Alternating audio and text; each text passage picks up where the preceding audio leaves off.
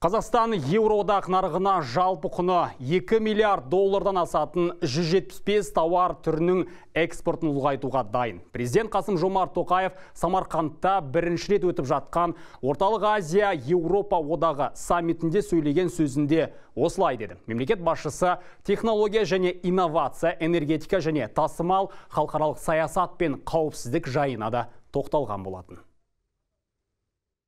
Мемлекет басшысы геосаяси дүрбелеңдермен жаһандық сын қатерлер белең алған кезеңде Орталық Азия мен Европа одағы арасындағы ықпалдастықтың өзектілігі арта түскеніне назар аударды. Қасым-Жомарт Тоқаев ең алдымен сауда-экономикалық байланыстарды нығайтуға баса мән берген жөн деп санайды. Казахстан остается надежным поставщиком углеводородов в Европу. Қазақстан Еуропаға көмірсутегін жеткізетін сенімді серіктестердің бірі. Еуропа одағы шетелден импорттайтын мұнайдың 13%-ға жуығы біздің елімізге тиесілі. Оның басым бөлігі Каспий құбыр консорциумы арқылы тасымалданады. Еуропа одағы аталған консорциумның тұрақты әрі ұзақ мерзімді жұмыс істеуіне қолдау білдіріп отыр. Біз мұны жоғары бағалаймыз. Мемлекет басшысының айтуынша, Қазақстан Еуроодақ нарығына жалпы құны 2 миллиард доллардан асатын 175 тауар түрінің экспортын ұлғайтуға дайын. Бүгінде Қазақстанда Еуропа одағы экономикасына қажетті 34 шикізаттың 19 түрі өндіріледі. Оның қатарында уран, титан, мыс, литий, кобальт, вольфрам және басқа да көптеген элемент бар. Сонымен қатар еліміз Еуропалық қайта құру және даму банкымен арадағы келісім бойынша геологиялық барлау саласында бірлескен жобаларды іске асырып, кен игерудің озық тәжірибесін енгізіп жатыр. Бұл ретте президент Астанада сирек кездесетін металдарды зерттейтін аймақтық орталық құруды ұсынды. Саммитте Қасым-Жомарт Тоқаев Украинаға қатысты келіссөз процесіне қолдау білдірді.